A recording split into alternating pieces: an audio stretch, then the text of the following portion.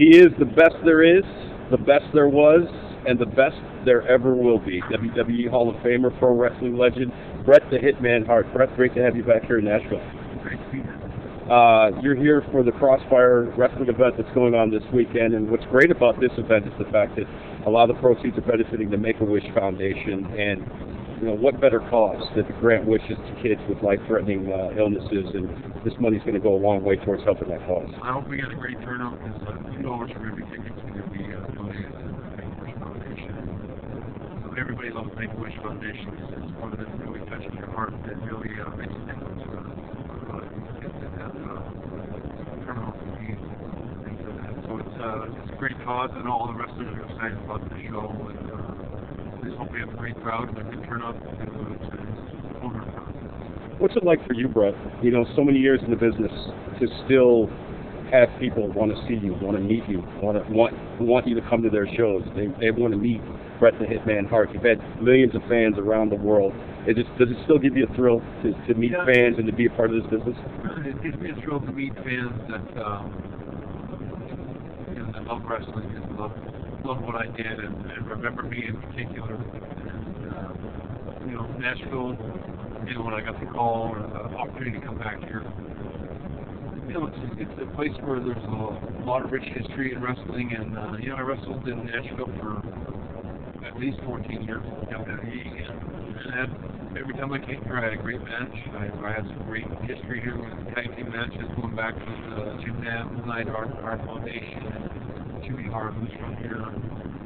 But we had a great history here, and the building was always filled with fans that loved wrestling, were passionate about it, and when you wrestle 3, 4, 5 years, 10 years, and then 14 years, and all these years later, they still remember all that. They never forget, and that's why coming back here is so important to me, because we're some of the greatest fans in the world, and I remember them, and I hope they remember me.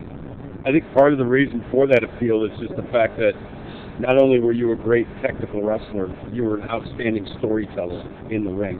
And I think people remember that. I think people remember that when you see a Bret Hart match, you know that the Hitman's going to give everything he has, for whether you're working 12 minutes, 20 minutes, 40 minutes, an hour, Iron Man match, whatever it was. They knew night in and night out they were going to get the best from Bret Hart. That seemed to be something we really took pride in. Yeah, I always something ingrained in me before I got into wrestling as a kid was to give my best every night. And I was lucky in the sense, I think whenever I came to Nashville, I always usually had a pretty damn good match, and people respect that and remember that. And I think I was a little different than a lot of other wrestlers. I think if you really look back to wrestling and how it sort of evolved over the years. The wrestling that you watch today, I think I was a huge influence on the direction that wrestling took. If you look at, say, Hulk Hogan in the 80s, when wrestling sort of kicked the door open on the entertainment world and became huge, you can always credit Andre the Giant, Hulk Hogan, for those early days of launching wrestling into the mainstream. But around the 90s, when the 90s came, wrestling was looking for a new star. Cartoon character type of wrestler was starting to get a little tiresome. And I think if you look back, a few years later, my era, Steve Austin and Shawn Michaels and the great matches that I had through those days,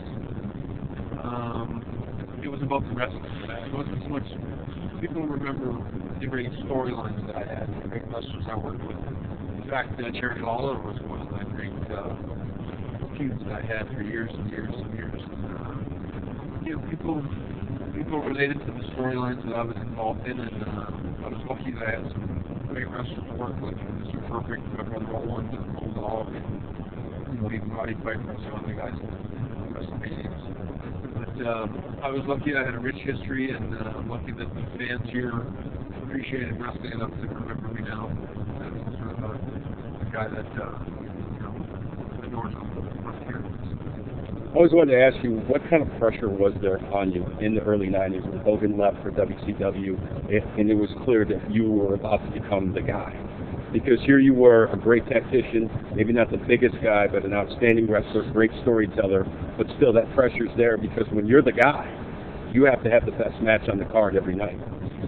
Well, I think, like we moved out of that cartoon era, like we look at, the 80s, guys like Hulk Hogan with things like Bundy and Bear Hug, and they were crazy.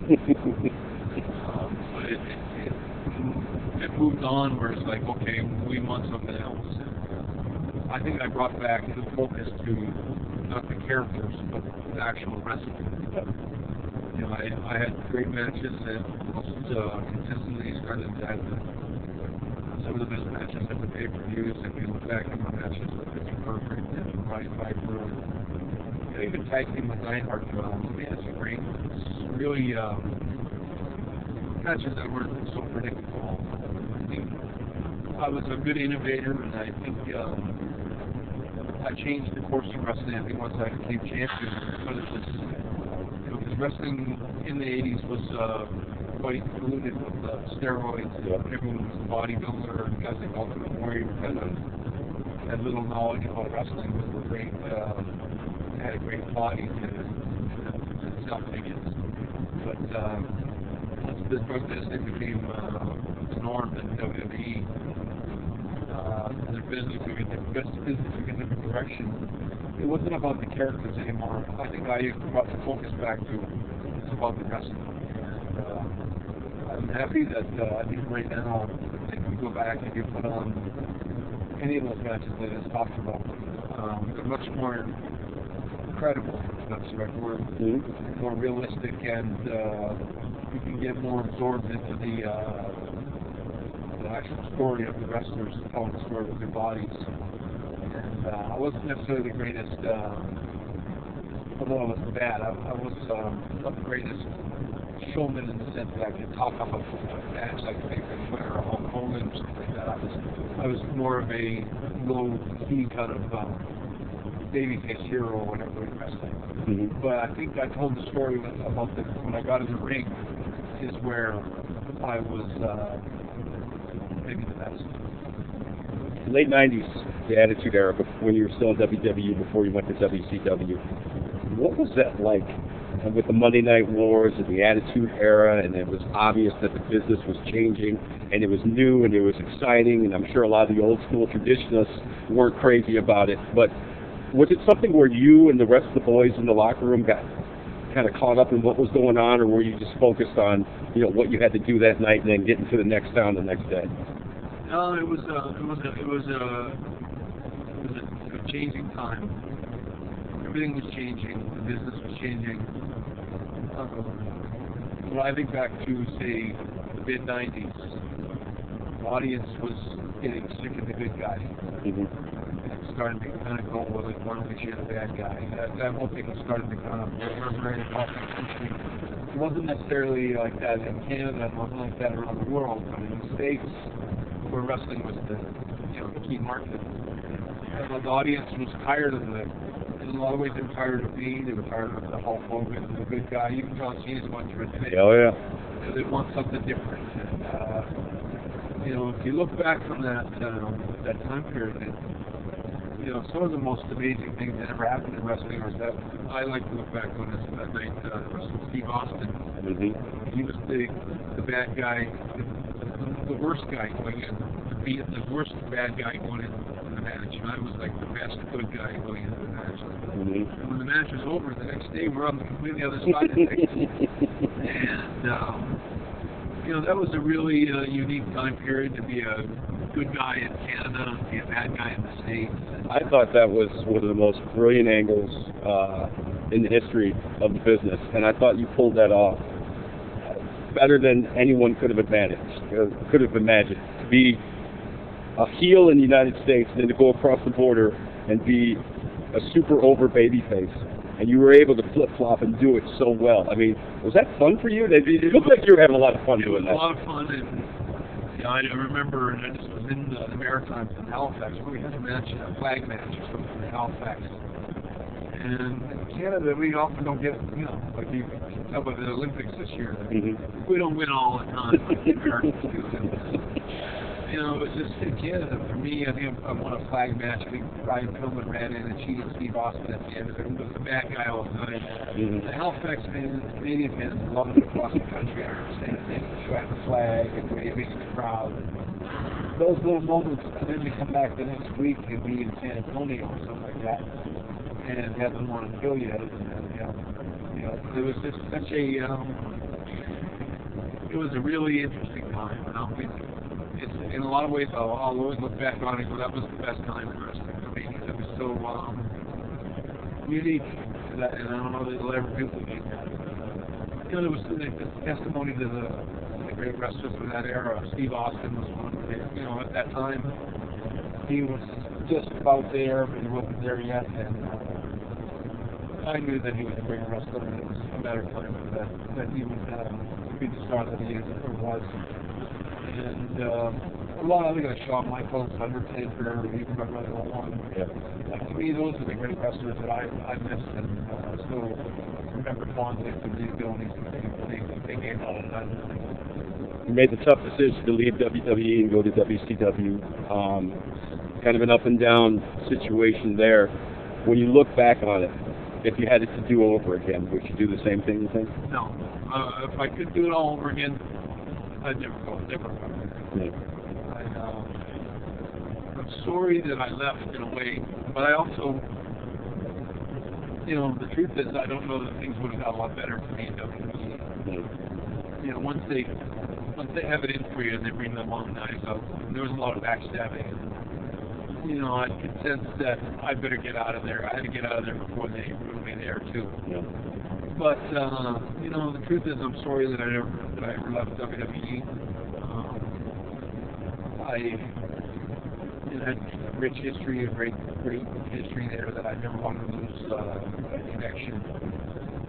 I always believed, sadly, that if I had never left, that my brother Owen would probably be alive. I'm pretty damn sure that I would talk about that. We had that kind of relationship where he would come up to me and go, hey, they want me to do this, or I would always weigh it up. But I know as soon as I heard the concept, that was after he passed. I would have shut that down so fast. I was how much I know. But you know, those are the things you ask yourself forever. And someday when I see Owen, that's what I thought. Ask him what they like. Obviously, you know, when people think about Bret Hart, they think about Montreal and what happened that night. And recently, you and Sean kind of came together and talked and seemed to bury the hatchet. You guys did a DVD on it, which I own and I love, and I watch it all the time. What did it mean for you, and what do you think it meant for Sean to finally come together, talk about what happened, and do your best to move past it? Well, you know, a lot of people might not realize that Sean and I were really, really close friends for a long time. And the rivalry and the tension between us was more in his head. I mean, I can only say, based on that DVD you're just referring to, I was always just trying to draw money. You know, and this, we talked about the truth when we talked about how wrestling sort of exploded with Nitro and Raw and all that. You know, I was a company guy for WWE, and when I came back to them after the Iron Man match with Sean, I wanted to draw a lot of money with Sean and work with him and sort of take him up even higher. And I did. I think you can see that I excelled Steve Austin. Absolutely. Got him up a little higher. I was just trying to pass the torch, and I was really trying to be Vince McMahon's best guy. I was the highest paid guy at the time, and I was just working my heart out to give back to the company and was taking care of me at that time. So I was a WWE guy all my life, and I always wanted to, you know, be the guy that supported the company. I never wanted to ever take anything away from them. I mean, you work with McMahon and give us the opportunities. Right. But Sean, I think, misread a lot of what my intentions were. Reacted to a lot of things and allowed himself maybe from his drug problems to get sort of out there. And it's unfortunate that all that happened. But in hindsight now, I think you know, there's a lot of people that question why I went back, why I should be with Sean, whether that was the right thing to do, or whether any of that was the right thing to do. But the truth is, Sean's a Christian thing, a good Christian guy with a lot of higher values than he had back years ago. He beat a lot of the demons. I remember the guy that was my friend. And, I just found myself after I wrote my book, realizing that I'd sort of become, how I wrote my book and be dishonest as I was.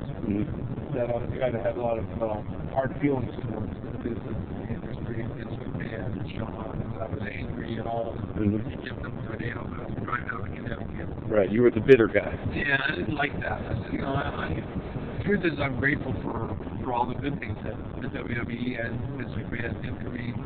And everything that happened with Sean's, in a lot of ways, was a horrible misunderstanding. But, we both pulled each other's tails, and we were both guilty of that. And we allowed that to escalate to what happened. And so I found that, me thinking that I'm sort of going to be remembered as just this bitter guy that has all these hard feelings. I just dawned on me one day that the best simple solution to all of it would be to just forgive it and bury the hatchet with Vince, bury the hatchet with Sean, and make peace with the whole thing for real once and for all, and then I don't have to carry that around. I got to write my book. Right. I got to speak from the heart and say whatever it is I want to say. I'm still really proud of my book. And I don't think I would change one word in it, but at the same time, coming back and shaking hands with Sean and sort of repairing things with Vince was good for Vince, it was good for Sean, it was good for me, it was good for WWE, and most of all, it was good for wrestling. Oh yeah, definitely, without question. Last one for you, Bret. You mentioned, where the industry's at today. A guy like John Cena, who's basically just following orders and being the guy for the kids, being the guy for the moms, and just being that classic babyface guy. He gets a lot of heat from fans now. They want him to turn heel. They want him to change his character, be more edgy. I know we're in the PG era right now as far as WWE is concerned. Is there a need for another Attitude Era? Do we need like another Stone Cold Steve Austin or another anti-hero to emerge to kind of give this business a kick in the pants? Well, I think wrestling's waiting for the next superstar. Yeah. They're waiting for the next guy to pull the sword out of the stone. Right now, it's Cena's the guy. I think that he should stay the course. I don't see him being a bad guy, not being a very good one anyway. Yeah. He has the look and just everything about him he's a wholesome, clean, cut guy that people love him for the way he is. And it's very hard, and I can relate to John Cena a lot. When you're a hero, like I said, American audience is where he wrestles the most. A lot of that American audience is getting a little tired of John Cena. They're looking for the next star. But everywhere else around the world, they don't see wrestling, as often. It's a tour that comes into town once a year or something like that. John Cena is the greatest hero of all time. So many kids around the world and faraway places like India and Africa. To understand how important that is, maybe it doesn't strike the American wrestling fan quite so as quick as probably something like Vince McMahon realizes that there's a whole world audience that wants to see that good guy.